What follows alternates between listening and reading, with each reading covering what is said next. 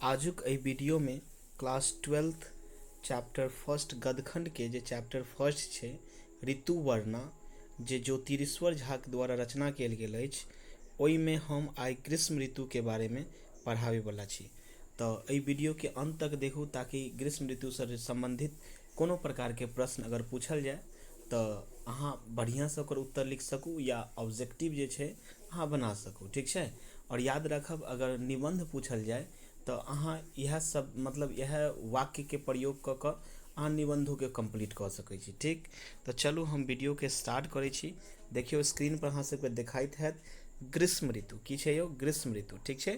जेना कि अहाँ सबके पता है कि ग्रीष्म ऋतु कहल ककरा जाय छे तो याद रखब जे ऋतु में गर्मी ज़्यादा पड़े छे जे ऋतु में गर्मी ज़्यादा पड़ैत अछि ओकरा कहै छे ग्रीष्म ऋतु। ओकरा कथी कहै छे ग्रीष्म ऋतु कहै छे। ठीक। तो चलू स्टार्ट करै छियै। देखियो की कह रहल छे कि वसंत ऋतु के बाद ग्रीष्म ऋतु के आगमन होइत अछि। जेना हम सब जाने छियै एहि से पहले वाला वीडियो में हम सब देखलिए कि वसंत ऋतु के बारे में।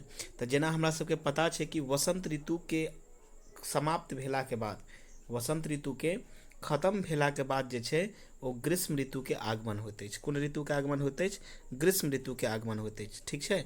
आगा देखियो आगा कह रहल छे एहि ऋतु में सूर्यक प्रभाव बेसी रहैत अछि।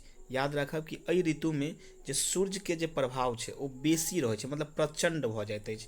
अहाँ सब देखैत हेबै कि जखन गर्मी ऋतु रहे छे तो कते मतलब सूर्य के जे रोशनी रहे छे या सूर्य के जे धाही रहे छे वो कते प्रचंड रहे छे। ठीक छे। बेसी रहे छे बेसी भ जाय छे नै रोड में बहराब मुश्किल भ जाइत अछि। और हम सब जाने छी कि रोड में जे बहराब जे छे वो काफ़ी मुश्किल भ जाइए। अहाँ सब देखैत हेबै कि जखन गर्मी के दिन रहे छे और सूर्य जे छे एकदम बहुत अपन जे छे अपन ताप से अते ताप रहे छे अते कह सकै छी ओकरा में प्रभाव छे कि ओहि समय में केओ घर से बाहर नहीं निकले छे। किया तो कारण छे कि जखन वो घर से बाहर निकलता तो ओकरा जे छे विभिन्न प्रकार के लू लग सकैया या मतलब अपना भाषा में कह सकै छी फीट आबि सकैया। बुझ गेलिए। लकड़ी के चाह बड़ नीक लगैत अछि। याद राखब कि एहि ऋतु में लकड़ी पर जे चाह बनल हेतै लकड़ी के चाह मतलब ई नहीं भेलै कि लकड़ी से बनल मतलब लकड़ी के चाह नहीं लकड़ी के चाह के मतलब भेलै कि एहि ऋतु में जे लकड़ी पर कह सकै छियै जेना ई चूल्हा छे और चूल्हा पर जे लकड़ी से जे चाह बनाओल जाइत अछि वो चाह जे छे बड़ नीक लगैया। ठीक छे। ई के कह रहल छे तो लेखक बता रहल छे ज्योतिरीश्वर जी। आगा देखियो बाजारक पानी याद रखब बाजारा लिखा गेल छे बाजारक पानी बड़ नीक लगैत अछि। अहाँ सब पियत हैब बिसलेरी वाला वाटर पानी सब नहीं पिए छिए यौ तो बाजारक पानी बड़ नीक लगे छे। देह पर वस्त्र राखब नहीं नीक लगे छे मतलब याद राखब कि एहि ऋतु में मतलब लोग ज़्यादा मोटगर कपड़ा नहीं पहनैया मतलब एकदम पतला कपड़ा पहनैत अछि ज़्यादातर सूती कपड़ा पहनैया। और याद रखब कि लोग जे छे कि बाजार के पानी ज़्यादा पिए छै। बाजार पानी के कहे के मतलब भेलै कि किनौआ पानी कीन क जे ठंडा पानी नहीं रहैया बिसलेरी वाला वाटर वो ज़्यादा पिए छै। ठीक है। चलो आगा देखियो आगा कहे छै कि गर्मी के कारणे पृथ्वी सेहो कठोर भ जाइत अछि। अहाँ सब देखैत हेबै कि जखन वर्षा नहीं होइया एकदम रौद के प्रचंड गर्मी रहे छे जिनके कारण पृथ्वी जे छे वो एकदम की भ जाए बज्जर भ जाइए की भ जाइए बज्जर भ जाइए बंजर कह सकै छी नहीं एकदम बज्जर भ जाइत अछि। मृदा के कटावो कनी कनी हुआ लगैया। ठीक छे। आगा देखियो बस्ती कूड़ा से भरल रहैत अछि। बस्ती सब जे छे वो कूड़ा करकट से भर जाइए। मतलब बिहारक प्रकोप बिहारक नहीं कहबै बिहाइरक प्रकोप कहबै कथी के प्रकोप कहबै तो बिहाइरक प्रकोप। देखैत हेबै कि जखन बिहाइर अबैया जखन तूफान अबैया तो गाछ वृक्ष सबके गिरा दै छै नहीं यौ तो बिहाइरक प्रकोप रक्तस्रावी भ जाइत अछि। तो कह सकै छी जखन बिहाइर अबै छै तो गाछ वृक्ष के गिरा दै छै। अहाँ सब देखैत हेबै कि जखन आमक सीजन रहैया ओहि टाइम में अगर बिहाइर अबै छै तो सब केओ जे सब गाँव में छी वो सब केओ जे छे घर में जाए के बजाय सब केओ गाछी चल जाते है झोरा लऽ कऽ। लेकिन वह शहर में अगर तूफान अबैत अछि तो सब केओ जे शहर में रहैया से घर में आबि जाइए। लेकिन बिहार के आदमी के अपना मिथिला के खास कर आदमी के अते हिम्मत रहे छे अते कह सकै छी कि अते मतलब ओकरा हिम्मत रहे छे कि कतबो तूफान अबे अगर आमक सीजन छे तो बोरा लऽ कऽ आम गाछी में जेबे करता नहीं। आगा देखियो, आगा कहै छै कथी कि गर्मी में बसिया भात नीक लगे छै। बाप रे बाप, बहुत नीक। गर्मी में जे छै बसिया भात बड़ नीक लगे छै। अहाँ सब खेने छी कि नहीं खेने छी, बतायब, कमेंट करू कि अहाँ सब बसिया भात खेने छी कि नहीं खेने छी, आ खेने छी तऽ केहन लागैत अछि। ठीक छै। लोग घर में नहीं सुतय में बाहर सुते चाहैत छथि। मतलब जखनी गर्मी के सीजन रहैया तऽ लोग जे छै घर में नहीं सुतय चाहैया। आब तऽ कनी घर में आब लोग सब एसी उसी लगा देलक तऽ आब ओते गर्मी के एहसास नहीं होइ छै। लेकिन तैयो जे प्रकृति के जे ठंडापन छै, प्रकृति से जे हमरा हवा से जे हमरा अंदर जे ठंडापन मिलैत अछि, ओ के आ जे एसी के जे ठंडापन छै ओहिमे बहुत अंतर भऽ जाइ छै ने। तऽ कहि रहल छै कि एहि ऋतु में यानी कि ग्रीष्म ऋतु में लोग घर में नहीं सुतैत अछि, घर में सुतनाइ पसंद नहीं करैया।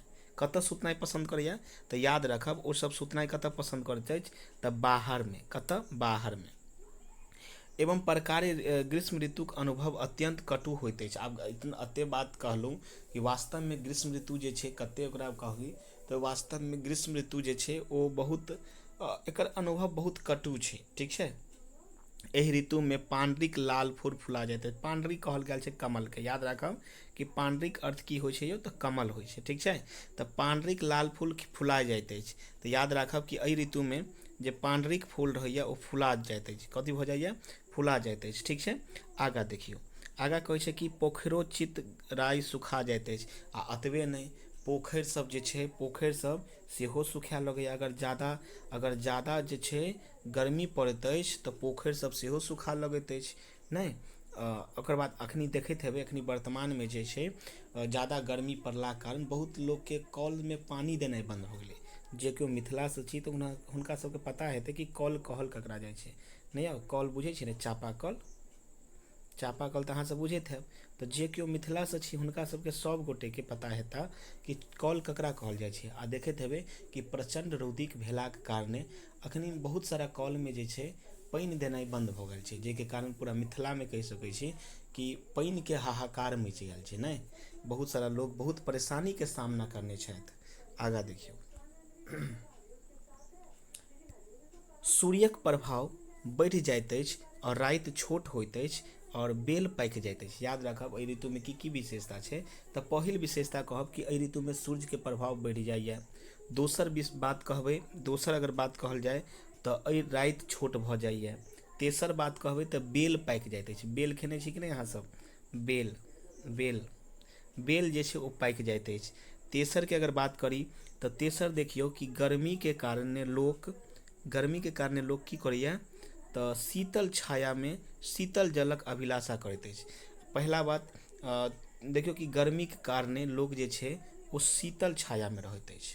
और कोन पानि पिय चाहैत अछि तऽ शीतल। शीतल के मतलब बुझै छियै? शीतल के मतलब होइ छै यौ ठंडा। की होइ छै? ठंडा। याद राखब, शीतल के मतलब होइ छै ठंडा। ठीक छै। आगा देखियौ, आगा कहै छै कथी कि घरे सुतब नीक नहीं लगैत अछि, अभिनेत्री गीत प्रचार से प्रीति बढ़ि जाइत अछि। आब जानै छी हम सब गोटे कि एहि ऋतु में घर में सुते में नीक नहीं लगैया। लोक बाहर में सुतनाइ पसंद करैत अछि। आ अतबे नहीं, गाना एहि ऋतु में जे छै लोक के गीत सुनैया, मतलब अभिनेत्री सबके गीत सुनैत अछि और गीत सुनि कऽ हुनका अंदर प्रीति बढ़ि जाइए। प्रीति के मतलब होइ छै प्रेम। प्रेम जागि जाइत अछि। ठीक छै। प्रेम बढ़ि जाइत अछि। तऽ चलू, ई वीडियो अहाँ सबके केहन लागल कमेंट जरूर करब। ठीक, वास्तव में ई वीडियो अहाँ सबके नीक लागल हैत तऽ कमेंट जरूर करू, ताकि हम जे छै अहाँ सबके लेल नया नया वीडियो आब रेगुलर मोड पर हम जे छै अहाँ सबके लेल वीडियो बनाएब। एहि बीच में किछु हमरा पर्सनल काम भेलाक कारणे हम जे छै कि वीडियो अपलोड नहीं करै छलिए, लेकिन हम अहाँ सबके लेल हमेशा जे छी अहाँ सबके लेल हम जे छी काम करब और अहाँ सब हमरा जरूर सपोर्ट करी। ठीक छै। तऽ चलू, आज के वीडियो के एतै खत्म करै छी। तब तक के लेल जय हिंद, जय मिथिला, जय मैथिली।